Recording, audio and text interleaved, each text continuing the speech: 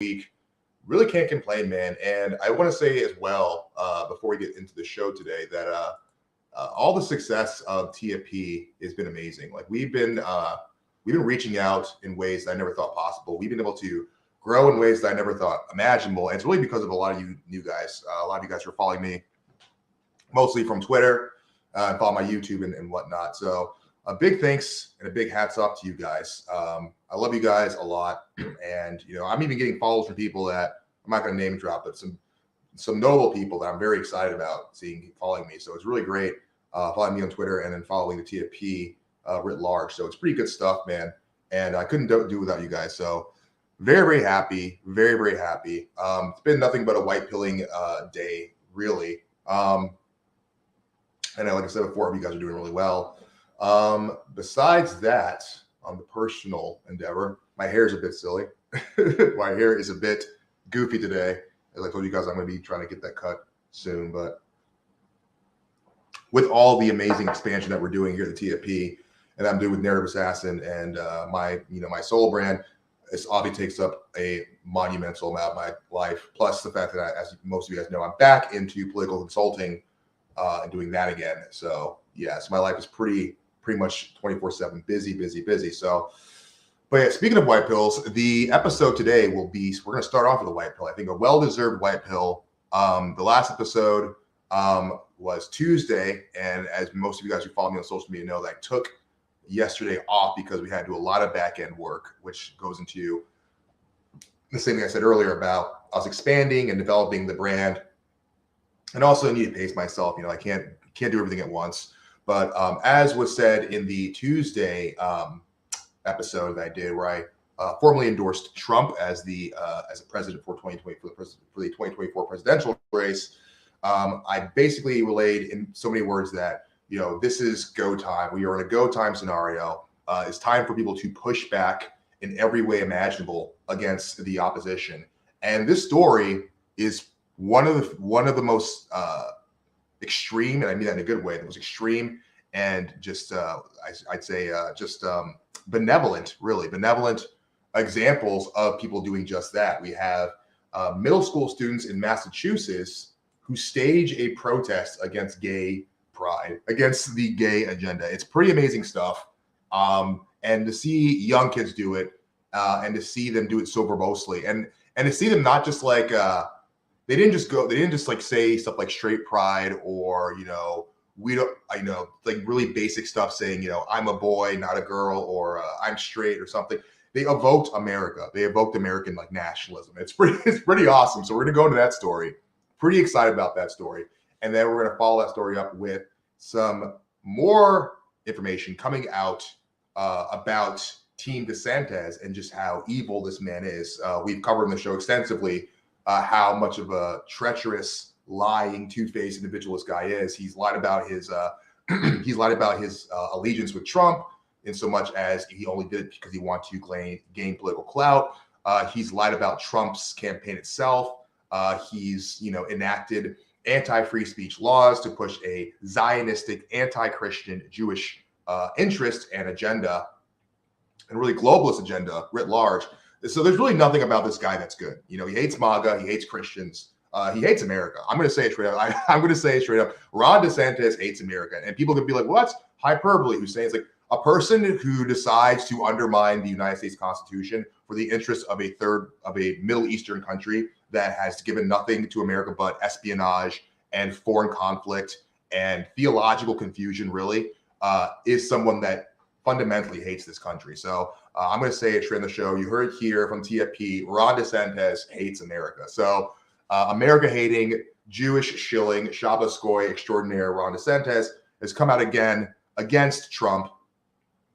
And he has decided to, or his team, the Shills, have decided to, without any sort of reproach, without any sort of restraint, rather, to cheer on the possibility of Donald J. Trump going to prison. Absolutely, and we're going to go through the receipts on that. We're going to go through the screenshots, but it's pretty nasty stuff. These guys are cheering on the Biden administration's / uniparty's attempt to persecute and crucify Donald Trump because he is the only guy left in the ring, standing against the establishment. And this is the reason. This is exactly the reason why I told everyone to endorse Trump. I don't care if he's not exactly the way you want him to be, and he's not this way on this issue. He is the only anti-establishment candidate that you have, number one. And number two, Donald Trump, whether or not Donald Trump wins in 2024, number one, and number two, whether Donald Trump even survives politically, financially, or just literally,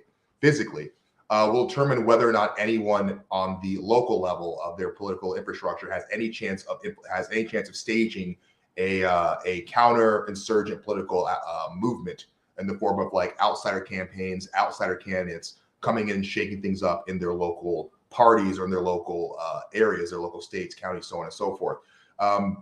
Donald Trump is being used as the sacrificial lamb and the example for the rest of the country.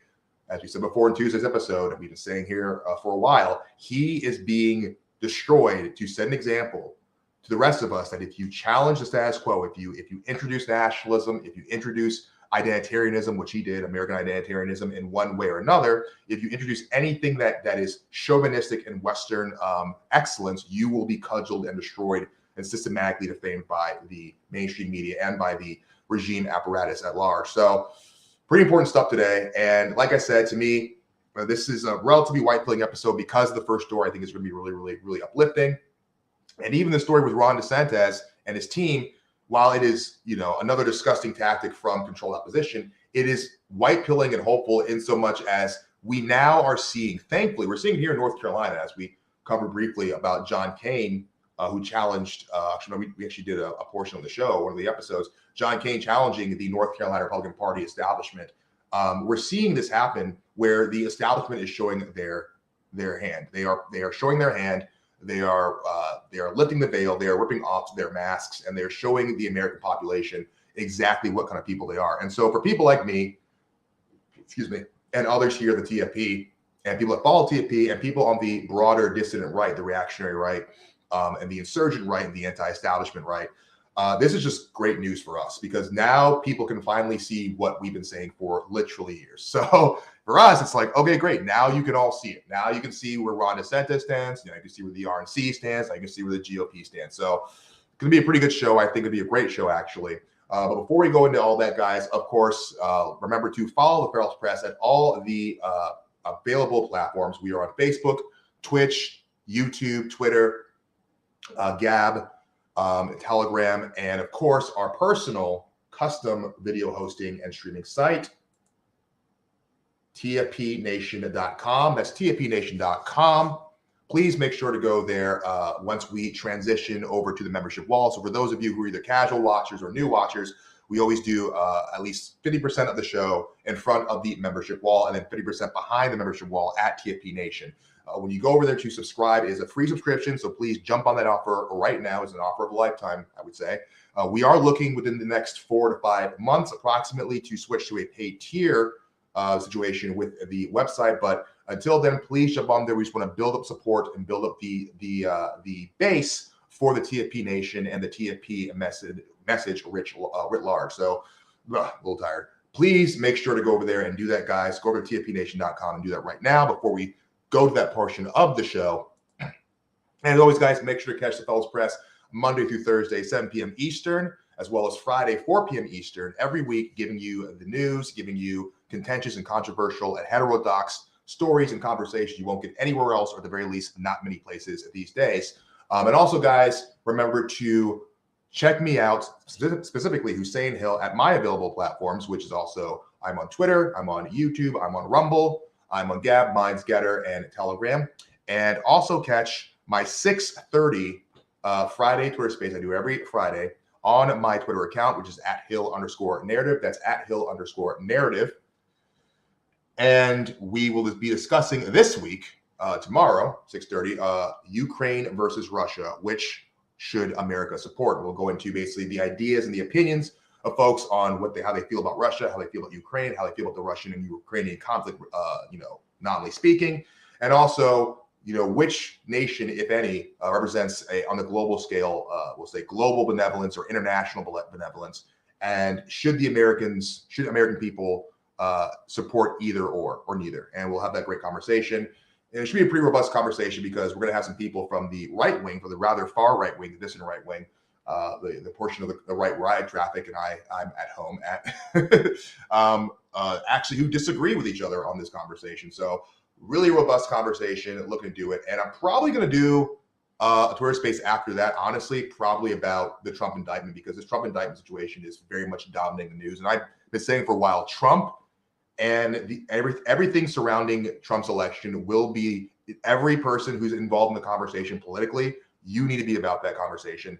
It's going to define everything. Trump, and whether or not Trump wins or is indicted or what have you, will determine the future of all of us. If Trump loses in 2024, I'm not saying stop doing what you're doing, but it's going to be a long, cold winter. We're going to have to, if Trump fails in 2024, we're all going to have to do some guerrilla tactic stuff, because that's going to give a symbol, or a signal rather, to every single establishment cell across the nation to destroy all of us legally and rhetorically. So I'm not going to stop fighting after 2024, and I hope you don't either. But remember, if that comes to fruition, it's going to be a cold few years. It's going to be horrible. It's going to be terrifying. So, but we will be here with you regardless. All right. What else? Did I miss anything else on the plugs? I don't think I did. I think we have everything that we need. All right. We got Arthur. Let's go. We got Arthur.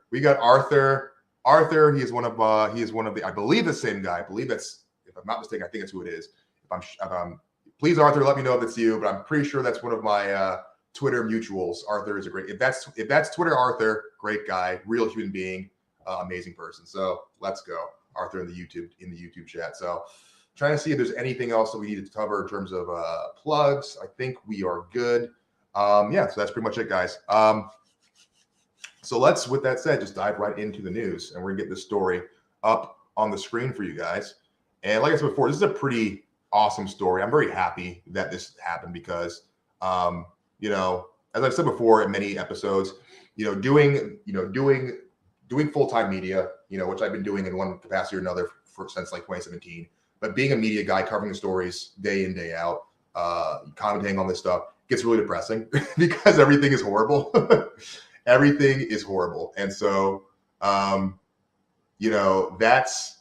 is really it's one of the biggest things, one of the biggest hurdles really of doing this. Obviously there's monetary aspects, and there's sort of the technical side of things, especially with people who are like us, who are, demonetized, and, algorithms are launched against us, and we're demoted and we're throttled and censored.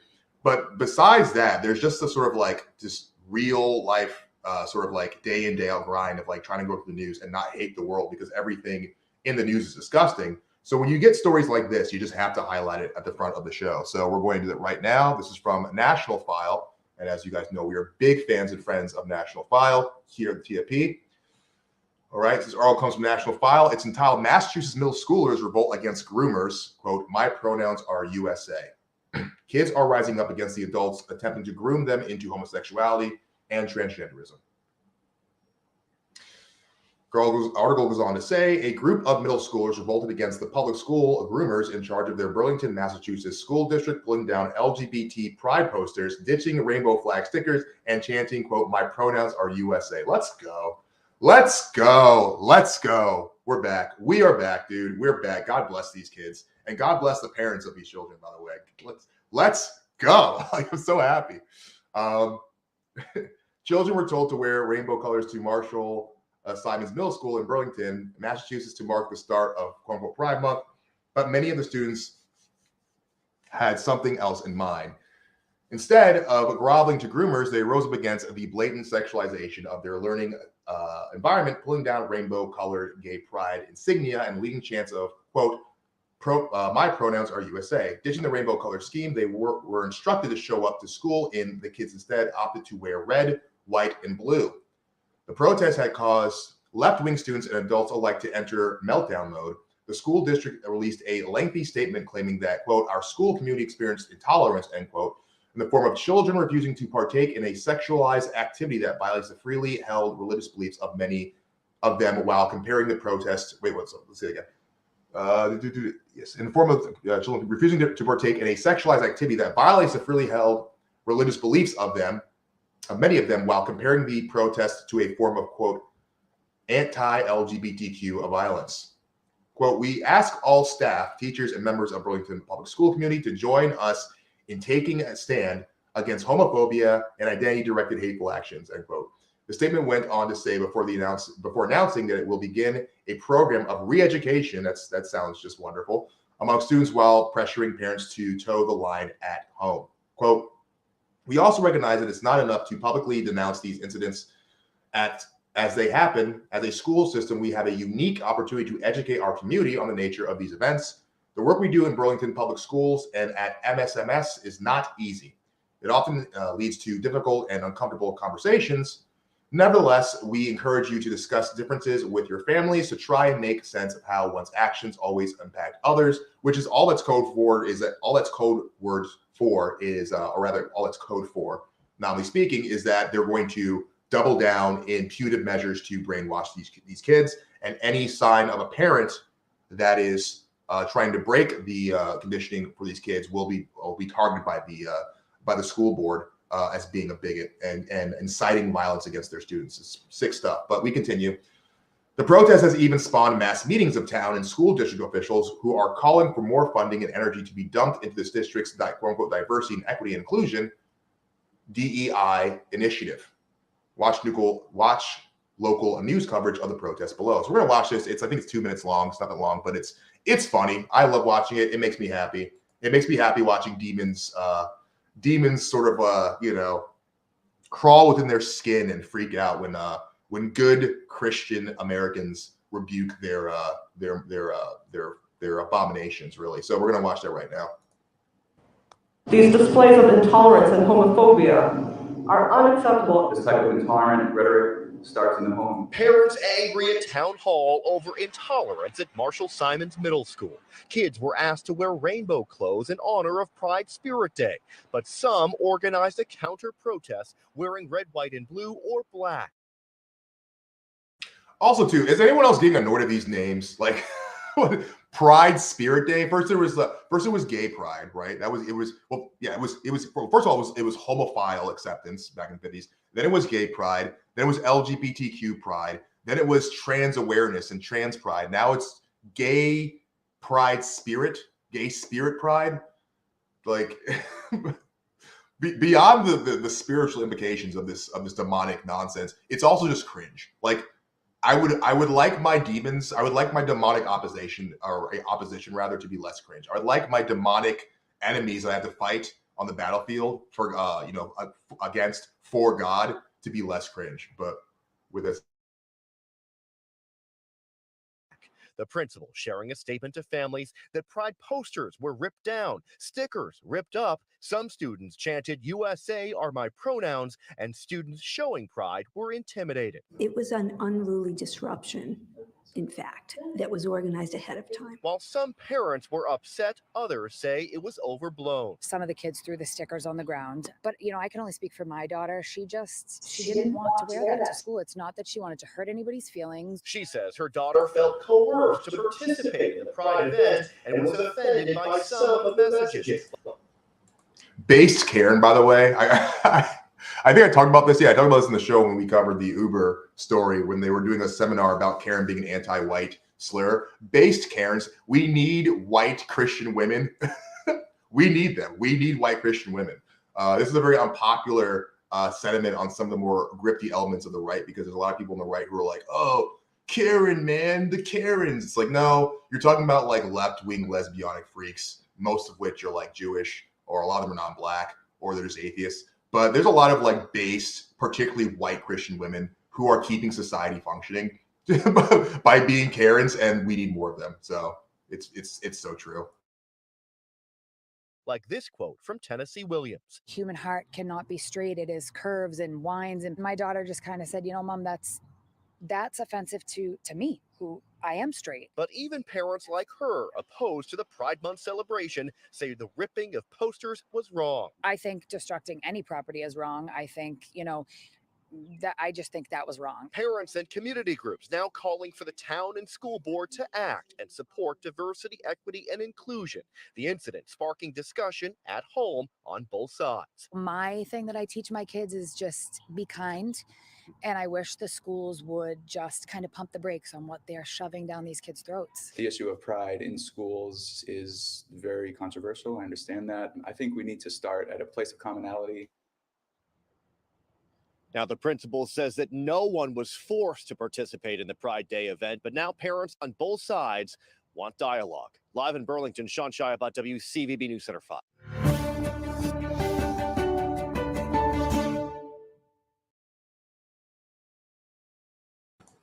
All right, yeah. Well, she started, woman. She's a woman, so like I once again, I do love the based Karen energy because there's definitely some based Karen energy at the beginning of that interview, and then she probably realized she got into woman mode, right? The brain started working, and it's like, okay, I have to be empathetic. I can't be mean. I'm on camera. I want to look good. And she's like, well, I teach everyone love and tolerance. It's like, no, that she was telling her kids, she's telling her kids, don't be a queer. You're not going to be one of these queers. I'm not going to let you do that. And that's what we need. We need it. But we continue.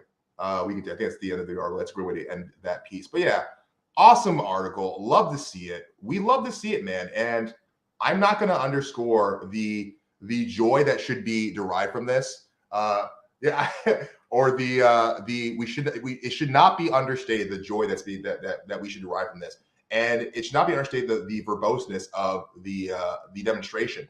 And this is the kind of stuff that I've been saying for years. Enough of this limp-wristed, pun very much intended, quasi protest, quasi sort of like abstinence from modernity nonsense. Like, well, I will take my kids elsewhere.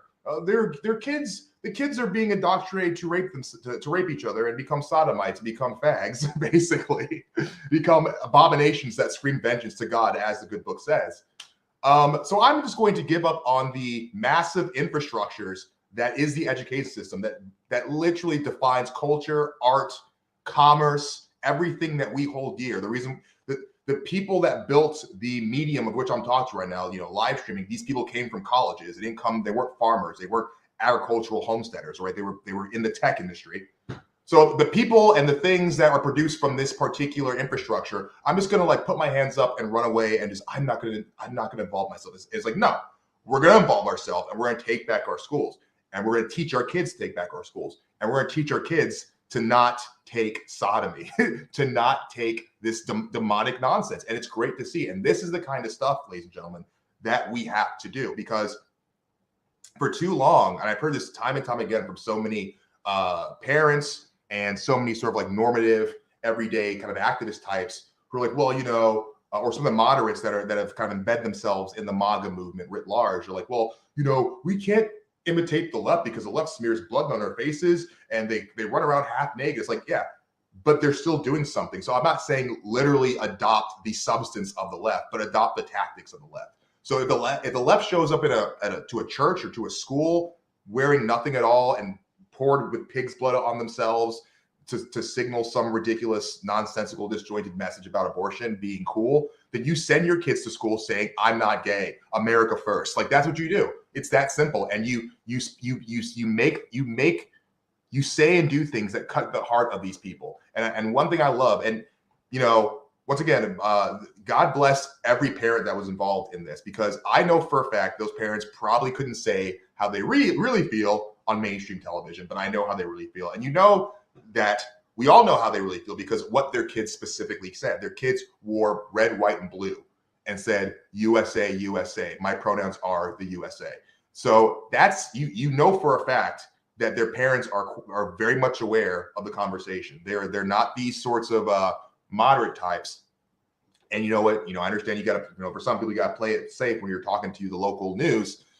But nevertheless, the expression that these kids did was so powerful. So it wasn't just, hey, it would have been mildly entertaining if the kids showed up and said, I'm a boy wearing a shirt, and a girl said, I'm a girl, or they wore a shirt that said, there's only two genders. Like, that would have been mildly entertaining, and the left would have been a little, okay, this is kind of, whatever. They would have shrugged it off and been like, there would have been a small little thing about like, oh, okay, kids are just being whatever, and but the fact that they went to school and said USA, like USA, USA, that's what made this a story. That's what made this story so significant, because it cuts to the heart of the conversation, which is this stuff is fundamentally anti-American. It's not about your choice to live a different lifestyle, or your choice to live and let live and the privacy of your own home. No, it's about, are you here to protect the preservation and the sanctity and the salvation of this country, or are you against that? And if you're against that, you are the enemy. And enabling sodomy and enabling the normalization of sodomy and the normalization of degenerate, dysgenic sexual freaks and predators to become the norm in our society, this is literally an affront to the American existence. This is a attack, an assault on the preservation of the very heart and the very identity of this nation. This nation was founded by Puritans, right? This nation was founded by people who fled another nation because the other nation was becoming too decadent. Like, let's not forget why they left. Everyone's like, we see it, many such cases on the right wing as well. They fled England because they wanted to flee tyranny and they wanted to be decentralized. Well, yes, they did. And I would say that, unfortunately, the puritanical Protestants they're paying for that in full now. See what happens when you rebel against the church. Look at your country now. I'm just putting that out there. But nevertheless, that was a part of it. But the biggest issue they had was the decadence.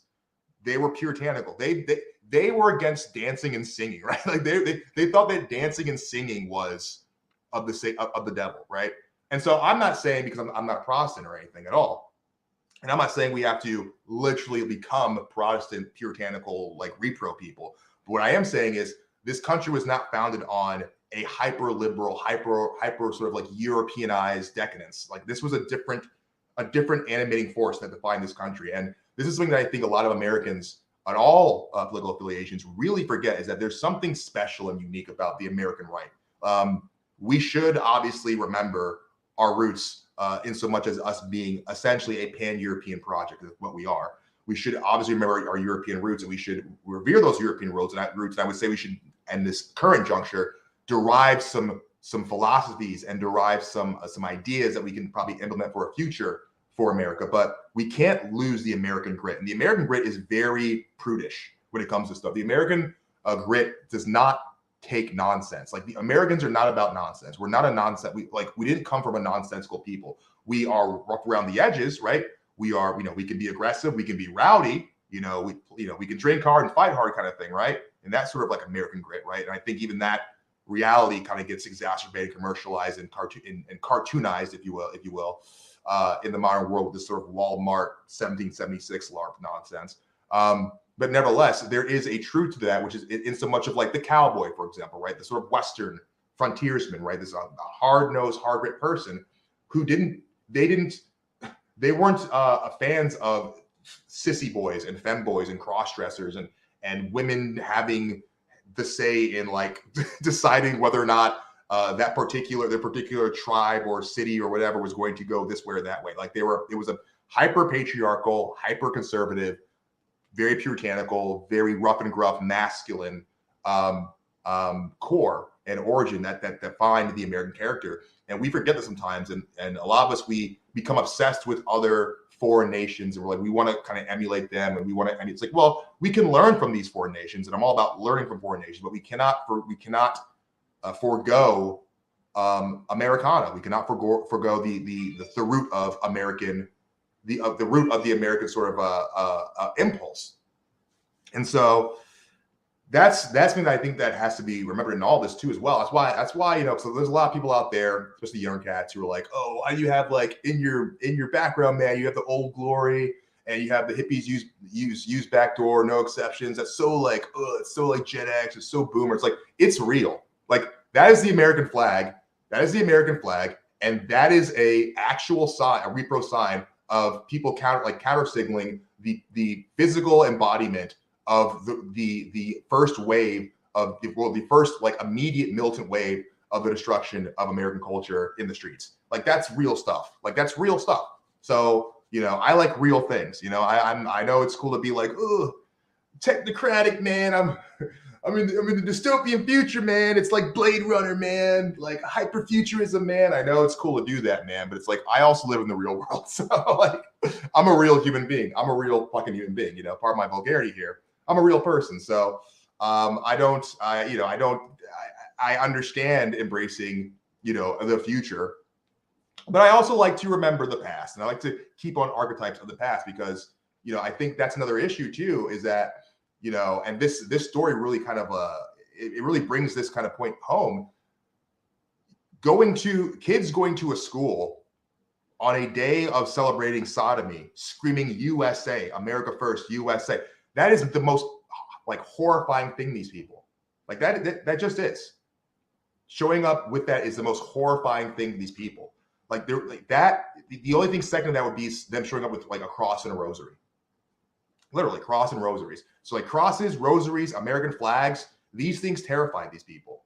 And they terrify them when they're used properly. So like if you're just celebrating 4th of July with the boys or whatever, and you're drinking cheap beer from the corner store and you're indulging in like commercialized patriotism, they don't care. But when you are using these iconologies and these symbols and these artifacts to defy their imposed conformity upon you, and it's like, okay, we're doing this day, and you have to do this. You're like, no, I'm going to do this instead. Actually, I'm going to do this instead, and you shove that in their faces, man. It's powerful. So we can't forget that, man. And that's to kind of bring it back to Trump. That's why Trump's amazing, man. That is why Trump is amazing. Like, as many of you guys know, and I'm going to be saving this for a narrative assassin video. And by the way, we're looking to start doing weekly weekend, I guess, every weekend, a Saturday live shows for Narrative Assassin. And I think they're going to be ranging from like 2 to 3 hours. So they're going to be pretty lengthy episodes. And they'll be streaming on YouTube, Twitter, all over the place, as well as TP Nation. So we're going to start doing that next weekend. And I'm going to wait for the deep dive opinion of the whole Ye thing on that. I've kind of given you guys a brief kind of like teaser as to my views on the whole Ye conversation and why I'm not dug into or, you know, even supporting the Ye 24 thing anymore. People have a good idea as to where I'm going to go with that based on what we discussed here in TFP. But I'm going to do a deeper dive on my Narrative Assassin thing. That's be more. Narrative Assassin is going to be now. It's going to be more of the cultural, broader. It's going to be a much broader show. It's not going to be current events necessarily. It's going to be more broader stuff, culture stuff. So it'll be a lot more fun, I think, to do there. But with that said, while Ye's campaign was beyond impressive, it was beautiful to look at. It was artistic as hell. I loved it. I'm not going to even sit there and lie. It was beautiful to watch. It still didn't have that thing that Trump had. And everyone knows what that thing is, right? Everyone knows when I say that thing. Everyone knows what I mean by that. Like the Ye thing was very avant-garde. And so if you are an avant-garde person like myself, I am avant-garde. I'm very artistic, irrespective of my like, we'll say hyper-conservative trimmings, and you know, philosophical trimmings and occasional aesthetic trimmings. I am a very, very avant-garde. Most of you guys who watch Narrative Assassin know that. Love punk rock music, love that stuff. You know, love to have a very dynamic fashion, leather jacket studs, you know, different whatever. Love to play around with that sort of like aesthetic, whatever. Rock and roll, glam stuff. So yeah, I love the arts or whatever. So if you love the arts, then you freaking loved Ye, because Ye is, irrespective of what I think about what he's doing right now, Ye is an artist. For better or for worse, he is an artist, and we'll get in that conversation at a later point too. But so if you were an artist, it was beautiful to watch. It was revolutionary. It instills this new possibility for art, but it wasn't the aesthetic of an American leader, and everyone knows what I mean by that. And I'm going to say it, there is a racial component to this. There is a racial component to this, unfortunately, whether you like it or not. Whether you like it or not, it's just a fact of the matter. When you look at Trump, you think America. When you look at Ye, you don't really think America.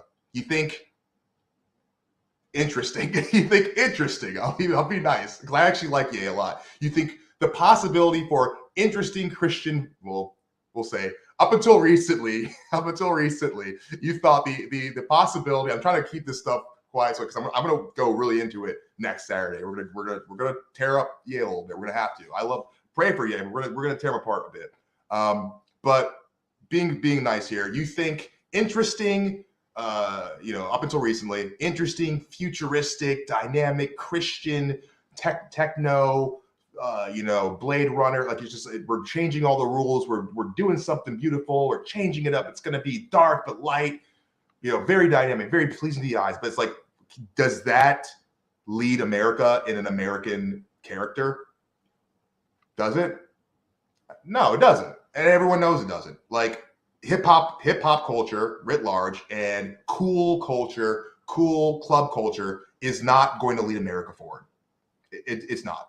And I've even seen people online finally admit that hip hop is the lowest form of music. Rap music is the lowest form of music. It just literally is. Like if you want to put like good black music, so just to give some charitability here, so this doesn't sound like I'm just crapping all over black people for the sake of it. Keep in mind, I am half black, by the way. You want to talk good black music? Motown, right? Motown, the Ronettes, the Temptations, that kind of stuff. In the 1960s, Northern Soul, Trojan Records, which is a very popular reggae ska a record label from Britain, back in the 1960s. That stuff is beautiful, and it's beautiful because it's refined. There's a decorum to it. It's a beautiful melding of European, Western, particularly British culture, and Black and or island culture, depending on which you're talking about. Like Black culture, it's a beautiful integration of those two things. It has the soul that's sort of like that real African sort of like tribal soul thing going on there, and it's got the very verbose, but wrapped in the very verbose Europeanized, modernized in the sense of being not from a third world, modernized sort of aesthetic, and it's just beautiful, and everyone knows it. That's the reason why people still play that stuff today. It's a beautiful marriage of those two things. It's transcendent and it's timeless. That music has never gone out of style. It never will go out of style. But this modern hip hop stuff, I like some of it too. I'm not going to sit there and lie. I listen to Ye's music. I have for a long time. And there's other artists that are more gritty or whatever. It can be mildly entertaining, but it's not. That is not the voice of America. It's just not the voice of America. It's not the sound. It's not the aesthetic of America. America is American flags. America is a gentleman in a freaking sharp business suit, like leading the charge. America is it's vibrant. It's pit vipers. It's It's vibrant. It's colorful. But it's also sharp. It's also focused. Like that's like positive American aesthetic. And Trump has that. So, and that's why I'm really happy to see Trump really get his mojo back in the last few months, and why I was so happy to endorse Trump. Because Trump really he has that melding of he has the aesthetic that relates to the everyday working class American with their American flags and their trucker hats and and so on and so forth. But he also has that high tier, that high society class with the suits and the black coat and the red tie, and everything he does has got gold on it, and he's always looking sharp. It's the beautiful melding of American excellence. And there's a large part of it because he's white, and the majority of majority American culture is of white extraction. It's of European extraction. So will resonate with all of us because we are all products of European, either literal or cultural, vernacular, rhetorical extraction. So this is true. This is just a reality of it. So you don't have to be racist to acknowledge the fact that the face of America is white. Like that's just what it is. It is a white country, nominally speaking, and the leaders that are going to really encapsulate what America feels like are mostly going to be white people. Not to say that people who are like my skin color are not allowed in the conversation. I'm literally in the conversation and talking about it and supporting Trump. But the leaders are going to look like that. They're going to have that aesthetic because that's who they are, and that's just what it is. So, and I'm so glad that Trump is back in the race because Trump has that. He just has that feel, has that look. It's Americana. It's beautiful. And I felt that sort of Americana thing when I read that story, and I think you guys did too.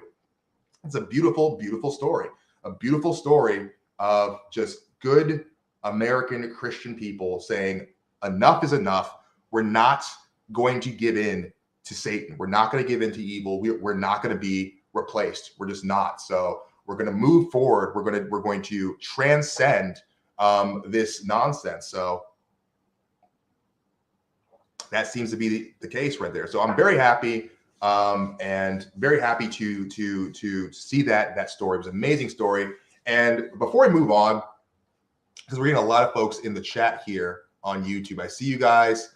Let's see. We got Jason Schnurr says, your Yahoo brother, long time gone. How's it going, man? How's it going, buddy? How's it going, man? As a former Proud Boy who is not ashamed of, what was it? I forgot. It's been a while. For creating the modern world. Yes, there you go. As a former Proud Boy who's not afraid of creating the modern, who's not ashamed of creating the modern world, I say Yahoo back to you, sir. Yahoo, my friend. We was wolves. Got a lot of stuff going on there. Let's see what we got here. Yeah, no, yeah. We was wolves. Where is it? We was wolves from YouTube says to see the terrified reactions on the teachers' faces would be priceless. Oh yeah, I mean it was great, and you kind of got that vibe when you watched the video as well. And yeah, so I want to bring this up as well too. Right here. Ye's handlers reprogrammed him. Yeah, man. Yeah, we're going to talk about that, man. So mark your guys' calendars for next Saturday because we're going to start doing live shows on Saturdays for Narratives, like the Narrative Assassin brand. So it's going to be Monday through Friday, the Fellows Press, and then Saturdays, Narrative Assassin. And Narrative Assassin is going to be way less current eventsy and more just talkative, like just talking. I'm going to post music, play some music. We might go into music, like review music, stuff like that, comment on music, stuff like that. It's going to be a fun time, very much more dynamic. But the first one I think is going to be talking about Ye. It's definitely Ye is going to be part of the first episode. And I agree, man. And, this is what happens when you rehire Milo. This is what happens when you rehire a Jew, an ethnic Jew who's a fake Catholic. Apparently he doesn't even know the catechism. He doesn't even really actually know the catechism whatsoever. Fake Catholic, ethnic Jew who's subversive, who is still a practicing homosexual, who's a liar, who says, oh, I repented for my ways and I found Christ. And then come to find out he's still living and having sex with his homosexual roommate, lover, whatever, fellow sodomite. No repentance whatsoever. And a guy, a freak, a sicko, who now is being accused by very credible sources to have been preying on young, barely legal boys the entire time he was doing his dangerous faggot tour for Foreign Bulgaria guys, for some TFP viewers, but the dangerous faggot tour that he did in 2016, which made him famous. So yeah, I mean, this guy's a complete degenerate. So when you rehire Milo back into your campaign, man, yeah, you allow a lot of sickness into your world. That Milo is a sick person. He was habitually raped by a priest, unfortunately, and it just turned him into a demon. And everyone that talks about Milo that knows him has said the same thing. Milo is a sick, broken man. The only person that's like nice to Milo is Gavin, and because Gavin is like an uncle. Like Gavin's like a super nice, like drunk uncle that like just loves everybody. But besides Gavin, and even Gavin McInnes will be like, yeah, Milo's my friend. I love him, but he's kind of insane. Like he's insane. He's an insane, sick person, and he needs our prayers, I guess, as a person, as a human being, and as a person that at least was confirmed as a Catholic and was confirmed as a Christian. He does need our prayers as fellow Christians, but I mean, to work with this man and to actually deal with him as a real person, like as a political person, he's not. Yeah, exactly. Who was wolves? Milo equals snake. Yes, Milo is treacherous. Absolutely, man. So these are just, it is what it is. And Ye allowed Milo into his world, and now Ye is being weird. So, and it's very obvious, and there's a lot of documentation about it. And we're going to go into it. I don't want to go all the way. I don't want to derail this episode with that. I want to save that, keep that in the chamber. We're going to save that for next Saturday because we're going to go into it. It's going to be a big one. So I hope you guys are there next Saturday, and expect between now and next Saturday a post reminding you guys when exactly the Saturday live show will be, like the actual time, so you guys can mark your calendars for it.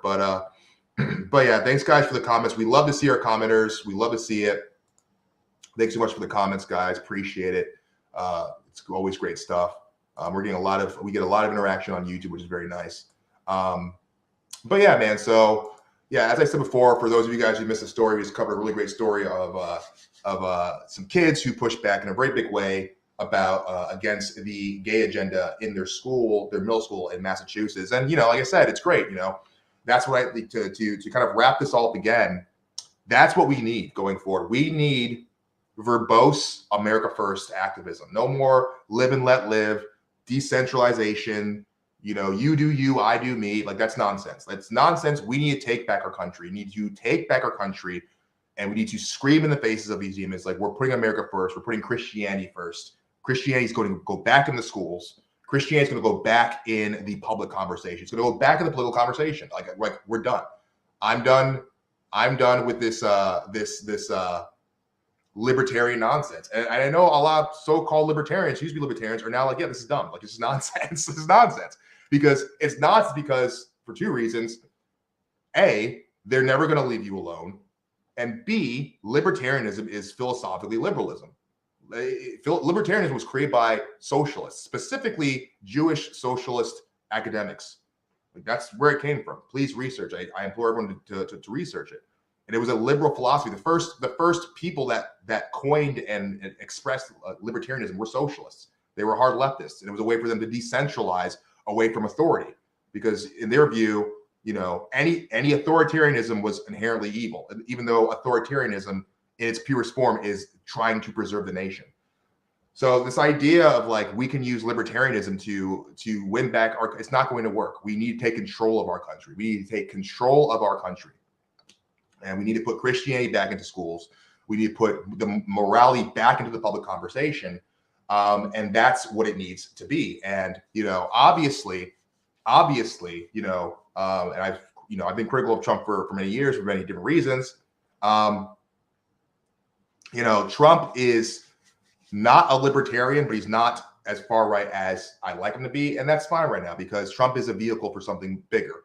And I think I know he's the only one that can actually kind of keep this train going further. And that's why for people like me, the philosophy is very simple. Support Trump as what he is, the face of the spirit of America First in the public mainstream eye. And then people like me push the pendulum further right. And that's what people like me and other dissidents, notably Nicholas J. Fuentes, the entire America First, that part of the actual authentic America First movement, which I'm very close with and supportive of in many ways, is doing. And so, and that's what we have to do. People need to absolutely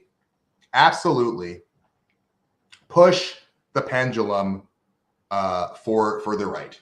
Push the pendulum further right. So that's it. And then people like Trump can break down and destroy the parameters that are keeping us from having anything resembling a nationalism. So Trump is our vehicle, and we are the ones that will push it further and further. And I want to see more protests like the one we just covered in that last piece. So we're about to head into, just for anyone that just joined the stream, we're about to head over into the membership only portion of the show. And it's a free portion. You can watch it for free, but you have to go to a particular website, which I will drop in the screen in a few minutes to watch it. You just go there, sign up for free. There's no cost, there's no fees, nothing. Just wait for us here at the TFP to get folks to our website, our personal video hosting and streaming website, so you guys can join that and be subs to that. You guys can see the entire episode unedited, uncut for you guys. So, but before we do that, we're gonna check the chats out here and see what we have here for comments. Because basically what we're going to end up doing is, before we transition over to the membership wall, we're going to check any and all comments before we do that. So we have a few here left from We Was Wolves. Let's see. We Was Wolves. I've been following you for a while, man. You've had different iterations. Michael, you were Michael Moss for a while, I believe.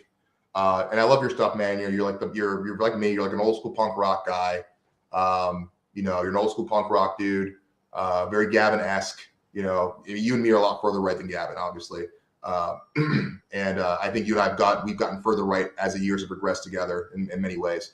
But but yeah, we're essentially, yeah, you know, like the farther right punk rock guys. And yeah, dude. So yeah, no, I know how you are in general. And, you know, people, you know, I see this right here. I do have my issues with Fuentes and the Rapers. Yeah, some people do. And, you know, like I said, like I know your kind of politic versus theirs, and it's different.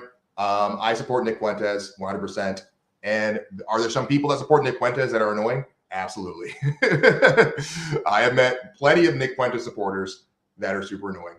I've dealt with them personally, but there are just as many, if not more. I would say more, honestly. Nick Fuentes supporters, aka Rippers, that are great people, real Christians. They're trolly, they push back, you know, they don't take any shit. But there's a lot of great guys out there, and it's, you know, it's a case by case situation. It's a case by case situation. But yeah, Nicholas J. Fuentes is I'm a big fan of his work. Love what he's doing, and I 100% believe and know really at this point that he is the future of MAGA in terms of the younger generation, and he's the future of America First and I mean the generational conversation, like the America First movement that started in the 1940s, right? Like, you know, the original America First iteration of the movement till now. He is the rightful heir, I'd say, of the face of that, and so I support him for that. He's bringing it home. He's bringing America First to Generation Z, and there really is no one else that can do it except for him. And as I said on many episodes, I want my goal for Generation Z is to rise to power, take over, and run everything. And I'm here to root for those guys and aggrandize them in any way possible, while also supporting millennials, people my age, and Gen Xers, you know, and older folks who are tired of this generational conditioning of liberalism, libertarianism, and moderation, and, you know, people who want to bring nationalism back into the mainstream conversation, America First, Christian nationalism back into the conversation. So, but yeah. Yeah, he hasn't gotten rid of that moniker, Nick the Knife. I'm pretty sure he's still very much okay with that moniker. He just doesn't do as much blood sports anymore. But yeah, Nick the Knife will always be Nick. Nick will always be Nick the Knife. He will always still have it. I mean, he pulled his knife out on on a stream when he was streaming. It was a Trump speech, I believe, and yeah, it was one of the Trump speeches. Yeah, he was. He pulled his knife out and he did a little dance. It was pretty funny. It was good stuff. So, but yeah, anyway, man. So yeah, we're gonna move over to the membership only portion of the show, and when we do that, we have one more story that we're gonna cover behind the membership wall, guys. We're gonna be talking about specifically about Trump and how Ron DeSantis and his team is beyond actively trying to destroy Trump and rooting for the destruction and incarceration of Trump. So we're covering that behind the membership wall, guys. So. If you want to join that conversation, please go over to tfpnation.com. That is tfpnation.com. Once again, as I mentioned earlier, this is a completely free subscription. We want to get as many folks over there. It is our personal streaming and video hosting site. You also have Narrative Assassin is also there as well. Now, for those of you guys who've been with Narrative Assassin for a while, I'm only uploading recent videos and I'm still not finished. So give me like a week or so, and I'll have all the most recent videos up until the very last one that's on my YouTube currently on there by mid to end of next week, which should fall right in line with the timeline of me getting my next Narrow Assassin live show episode up on Saturday. So, but please go over to TFP Nation to do that. Subscribe, follow us, be a part of TFP Nation, be a part of the Ferals Press message. We are the premier America First Christian nationalist reactionary outlet of North Carolina.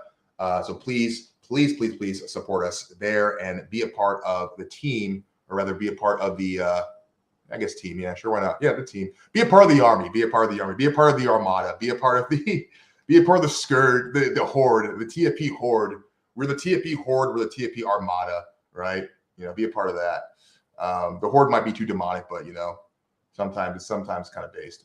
You can be based. Let's go. Love you, We Was. Yeah, We Was. I've been a follower of your work, so I appreciate the reciprocity, my big guy. I appreciate the reciprocity. And we definitely need to connect, man. Because I saw what you said about the mutuals, about us having mutuals and whatnot. Yeah, we need to definitely connect, big guy. Absolutely. And honestly, bro, I'd like to do a live stream with you. You can do it like You can do it with your face, or you can do it with your online persona. But like, dude, if we're gonna start doing Narrative Assassin live stream stuff, I want to do music stuff, dude. I want to like cover music and play music. Yeah, man, let's connect to do that, man. Because I'm going full live stream Monday through Saturday. So Narrative Assassin specifically, Narrative Assassin Friday streams. Love to have you on there, buddy. So I'll get with you between now and next Thursday about it. So cool. All right, man. So yeah, thank you. We was Wolves. We love you. Yeah, thank you, buddy. We love you, man. We love you here at the Narrative Assassin. We love you here at the TFP. We love all the loyalists of Narrative Assassin and the new loyalists of the TFP. We salute you. We salute you. 07s to all of you. Salute to all of you guys. We love you. And so, yes, once again, please, guys, if you haven't done so, go over to tfpnation.com to sign up right now for free to watch the rest of this episode. And what else? Make sure, guys, to follow the Fearless Press at all the available platforms. We are on Facebook, Twitch, Twitter, Rumble, Telegram, and Gab. And also follow Hussein Hill, the Narrow Assassin, on the available platforms as well, which are YouTube, Twitter, Rumble, Getter, Gab, Minds, and Telegram. Make sure to catch TFP Monday through Friday, Monday through Thursday, 7 p.m. Eastern, and Friday, 4 p.m. Eastern. And also, guys, make sure to check out my 6:30 Twitter space that I hold every Friday. That this one will be about Ukraine versus Russia. And it'll be at my Twitter account, which is @Hill_narrative. Please check it out. And so, guys, with that said, we are about to head behind the membership wall. Thank you so much for chilling out the show. We love to see folks coming out for the show and commenting. We love to see it. 07's right back at you, big guy. And so, guys, as always, what we say here to everyone in front of the membership wall, before we go, we always say this every single night at the end of the first portion of the Fearless Press for all you front of the membership wall folks. America first and God's kingdom always. You guys have a wonderful and blessed evening.